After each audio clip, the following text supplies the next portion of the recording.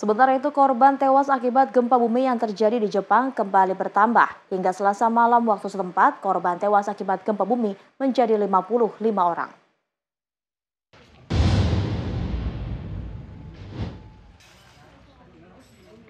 Pencarian korban akibat gempa yang terjadi di Jepang pada Senin waktu setempat terus dilakukan tim penyelamat. Proses pencarian pun kini dibantu menggunakan alat berat untuk mempermudah memindahkan puing-puing bangunan. Perdana Menteri Jepang mengatakan korban tewas akibat gempa bumi kembali bertambah. Hingga Selasa malam, korban tewas menjadi 55 orang. Selain menewaskan korban jiwa, sejumlah bangunan pun luluh lantah. Dampak terparah akibat gempa terjadi di kota Nano, Ishikawa. Ribuan tim penyelamat dikerahkan ke Semenanjung Noto yang relatif terpencil.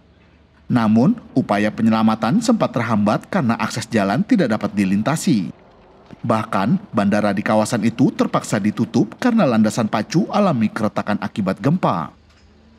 現時点で救助を求めている件数は約120件あるというふうに承知をして報告を受けております。